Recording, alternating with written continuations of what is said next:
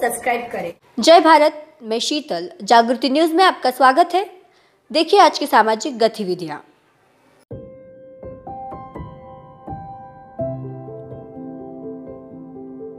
खरं तर आमची भेट 12 मे 2012 रोजी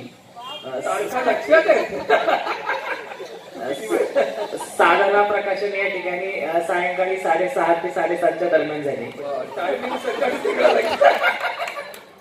कारण आरजू ही बीएमएस डॉक्टर आहे आणि ती त्यानंतर पुण्यामध्ये बीएमएस करून ती पुण्यामध्ये अभ्यास करण्यासाठी प्रवीण चव्हाणांकडे आली होती। तर तिचा मित्र हा माझा पण मित्र होता आणि त्यावेळी मी साधनेमध्ये साधना साप्ताहिकात काम करायचो। तर त्यावेळेस ती आल्यानंतर ती जी मराठी बोलत होती तर पेठेतल्या ब्राह्मणांनी तरी काय बोलावं याच्यापेक्षा उत्कृष्ट ती बोलायची आणि तांबोळी हे ब्राह्मणात पण आहे, त्यामुळे काय तसा मुस्लिम आहे किंवा कोण आहे असा प्रश्न पडण्याचं काही कारण नव्हतं। तर त्यानंतर आल्यानंतर आमची मग मैत्री झाली, भेटणं हे ते सगळं आणि पण आमचं जे विचारांचं आदान प्रदान होऊ लागलं आणि मुळात याची सुरुवात अशी आहे की राक्षे सरांनी जसं सांगितलं की विरोध होतो हे सर्व, तर आमच्या लग्नामध्ये आम्हाला कानकभरही विरोध झालेला नाही, कारण आम्ही राक्षे सरांपेक्षाही चलाक निघालो, हुशार निघालो, कारण आमच्या समोर त्यांचे आदर्श होते। कारण माझंच लग्न जर 15 वर्षापूर्वी झालं असतं तर मी या ठिकाणी नसतो, कारण आम्ही पोखरकर पाटील आहोत, एका बाजूला वळसे पाटील, एका बाजूला आढळराव पाटील आणि त्यांच्यामध्ये पोखरकर पाटील आणि बागायती। तर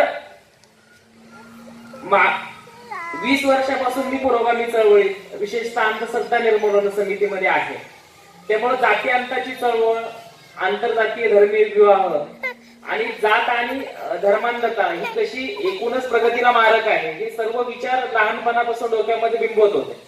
त्यामुळे आंतरजातीय धर्मीय विवाह करणं याच्यामध्ये विशेष काही वाटत नव्हतं आणि त्यामुळं ती अडचण पण वाटत नव्हती आपल्यासाठी।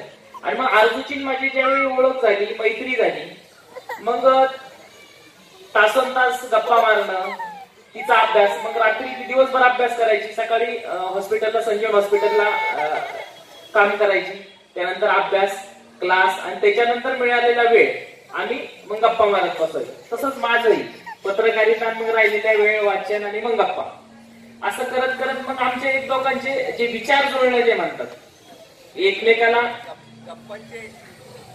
गप्पांची ठिकाणे जरा सांगितले तर काही लोक नवीन आलेले आहेत। गप्पांची ठिकाणे ही आमची सदाशिव शनिवार पेठेतला नागनाथ पार्क, इथं आम्ही उघड्यावरती गप्पा मारायचो आणि रात्री 1-2 वाजेपर्यंत आम्ही त्याच पारावरती, मारुती साक्षीदार असायचं आमचं।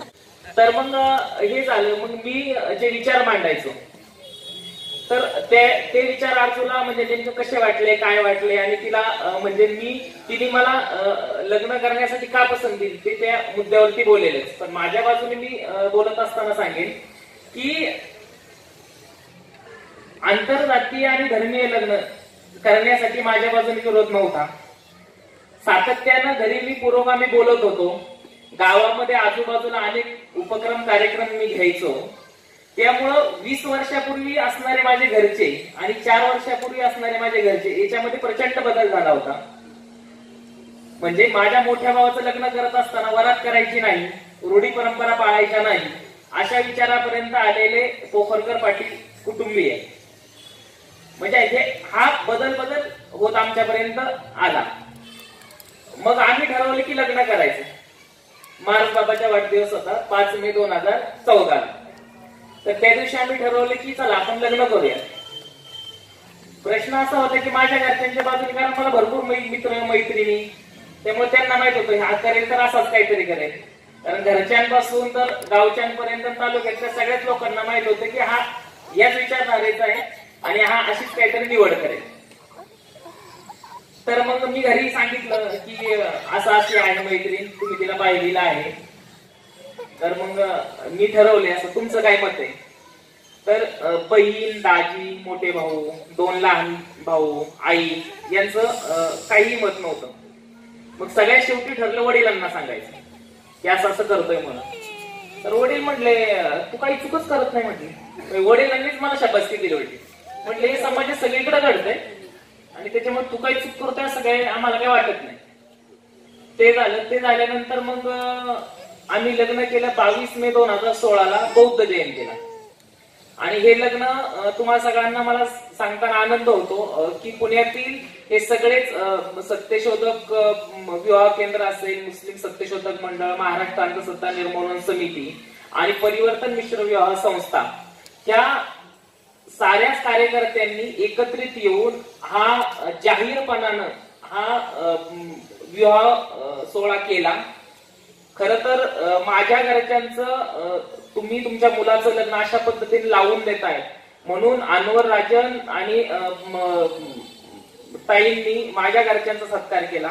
विलास वाघ आणि उषा वाघ यांनी आरजूच्या घरच्यांचा चळवळीच्या वतीनं जाहीर सत्कार केला त्या ठिकाणी. आणि हे लग्न त्या ठिकाणी झालं आमचं. तर याच्या पलीकडे आता काय कारण संघर्षच झाला नाही त्यामुळे असं काही सांगायचं नाही व्हायचं. सर्वच आशात आहे. मुळात काय होतं की माझ्या घरची थोडीशी पार्श्वभूमी बऱ्यापैकी सुशिक्षित होती. माझी आई नोकरी करत होती. म्हणजे कौटुंबिक असं हे होतं की तुम्हाला आणि कौटुंबिक पार्श्वभूमी थोडीशी सुशिक्षित होती. ती अवांतर वाचनाची वगैरे आवड होती. त्याच्यामुळे BMS केल्यानंतर मी स्पर्धा परीक्षेचा अभ्यास करायला पुण्यात आले. तर त्या दरम्यानच्या काळात प्रवीण चव्हाण सर म्हणजे एक असं पुरोगामी चळवळीच्या तरुण मुला मुलींच्यासाठी वैचारिक आदान प्रदानाचं एक खूप चांगलं माध्यम होतं. आणि विशालचा आणि माझा एक मित्र कॉमन होता. त्याच्या माध्यमातून माझी आणि विशालची ओळख झाली. तर बेसिकली आमचा मुद्दा म्हणजे माझ्या आणि त्याच्या दृष्टीनं हा महत्वाचा होता की विचार जुळणं खूप जास्त महत्वाचं. आणि त्याच्यासाठी तो जे म्हटला ना की आम्ही तासंतास गप्पा मारायचो तर त्याच्यामध्ये आमचं बेसिक एक हेच होतं की आपले विचार योग्य पद्धतीने की आम्ही प्रत्येक गोष्टीत असा कस न कस लावायचं की अगदी अनालिसिस पासून याच्यापर्यंत की कितीपर्यंत म्हणजे की आपले विचार कुठपर्यंत जुळतात किंवा काय होतं की ते विवेकी पद्धतीनं आपण आपलं रिलेशन कशा पद्धतीनं पुढे नेऊ शकतो किंवा आपल्याला काही गोष्टींच्या मध्ये कुठे ऍडजस्टमेंट करावं लागेल, कुठे आपले 100% विचार जुळतात किंवा काय म्हणजे एकमेकांना सतत तपासून बघणं प्रत्येक पायरीवरती प्रत्येक मुद्द्यावरती किंवा कुठे कुणी थोडंसं कमी जास्त होते का तर कुठे आपल्याला गोष्टी सांभाळून घ्यायला लागतं. हे सतत आम्ही म्हणजे आमची मैत्री बराच काळ चालली आणि त्या मैत्रीच्या दरम्यानच्या काळात आम्ही एकमेकांना खूप तपासून बघत होतो. आणि नंतर आम्ही की आपण रिलेशन मध्ये राहू किंवा पुढे जाऊन सहजीवनाला सुरुवात करू हा विचार आम्ही बऱ्याच नंतरच्या काळात केला. पण एक खूप चांगली मैत्री आणि एकमेकांना तपासून घेणं, विचार कितपत जुळतायत आपले आणि आपण पुढे कशा पद्धतीनं जाऊ शकतो या ह्याच्यातून हे म्हणजे बराच काळ चाललं. आणि त्या दरम्यानच्या काळात मी विशालच्या घरातल्यांशी बोलायचे त्याची मैत्रीण म्हणून. त्याच्यामुळे असं विशालच्या घरातल्यांच्याकडून विरोध होण्याचा फारसा मुद्दा नव्हता. फक्त की त्याच्या घरात सगळ्यांशी बोलत होते मी लग्नाच्या अगोदर पण फक्त वडिलांना सांगायचं बाकी होतं. पण माझ्या घरातल्यांची तितकीची म्हणजे हे नव्हती. म्हणजे मी जरी पुण्यात राहत असले तरी मी सतत त्यांना असं जाऊन पुरोगामी बोलायचे की असं आंतरजातीय धर्मी विवाह केले पाहिजेत हे ते सतत म्हणजे घरातल्यांचं प्रबोधन करायचं काम सतत चालू होतं. पण एक असं असतं ना की ते शिवाजी जन्ममत दुसऱ्यांच्या घरी त्यांचं पण तसंच होतं की हा हे चांगलं आहे वगैरे वगैरे सगळं ठीक आहे. म्हणजे मी माझ्या आईला जेव्हा हे सांगितलं तेव्हाची तर गोष्ट खूप मनोरंजक आहे की आम्ही दोघीच घरात होतो आणि ती सोनी टीव्हीवरती सिरियल लागते ना सावधान इंडिया ते बघत होतो आणि त्याच्यामध्ये एक ऑनर किलिंगची केस चालू होती की आणि त्या मुलीचे आई वडील तिला मारतात. माझ्या इतकी अशी वेळत होती की ग त्यांनी कशाला मारायचं आई वडिलांनी करून द्यायचं ना लग्न वगैरे वगैरे करतात. मग मी म्हटलं की हे असं सगळेच म्हणतात पण जेव्हा करायची वेळ येते तेव्हा कुणीच नाही करत. तू करून देशील का सांग बरं मुलीचं लग्न तुझ्या असं काय झालं तर ती म्हटली की मी करून देईन बाई असं काय करण्यापेक्षा. मग मी म्हटलं की मग मी तिला सांगितलं की आहे असं असं मग आता तुझं मत काय आहे सांग. मग ती म्हटली की हा नाही तरी पण मी करून देईन असं. म्हणजे मग इतक्या म्हणजे अशा ह्याच्यात म्हणजे आईनं मान्यता दिली. हे सर्व पुढे झाल्यानंतर तिच्या घरच्यांची मान्यता लग्नाला होतीच. त्यांनी कोणीच विरोध केला नाही कारण त्यांनाही मी माहित होतो. मग हे सर्व झाल्यानंतर मग दूरदूरचे जे नातेवाईक असतात हो नागनाथ पाराला भेटले होते कारण हिची बाई नागनाथ पार विषय निघाल म्हणून सांगतात. कारण काय झालं, हिची बहीण औरंगाबादला नर्स होती शासकीय रुग्णालयामध्ये. तर हिची आई आणि हे सगळे गावावरून आले होते. ही नागनाथ पारलाच राहायची तिथे पेठेमध्ये. तर मग त्यावेळेस मग मी जे काही पुढं पुढं करत होतो त्याच्यावर त्यांनी ओळखून घेतलं होतं. हेतू आहे. तर मग हे सर्व झाल्यानंतर मग दूरदूरचे जे नातेवाईक आहे तर त्यांचा विरोध होता. आणि त्यानंतर मग यांच्या म्हणजे समाज असतो, तांबोळी समाज किंवा शेख समाज, तो आक्रमक झाला होता त्यावेळेस. परंतु घरचे आई वडील आणि जवळचे नातेवाईक हे यांची परवानगी आणि सहमती असल्यामुळे फार काही ते टोकाला जाऊ शकलं नाही. परंतु दूरच्या नातेवाईकांचं म्हणणं असं होतं की मी समीर तांबोळी म्हणून धर्मांतर करावं आणि त्या लग्नाला हजर राहावं. तर म्हटलं 22 तारखेचं लग्न होऊ द्या, तुम्ही म्हणतायत ना 29ला रिसेप्शन ठेवायचंय, त्यावेळेस येतो म्हटलं.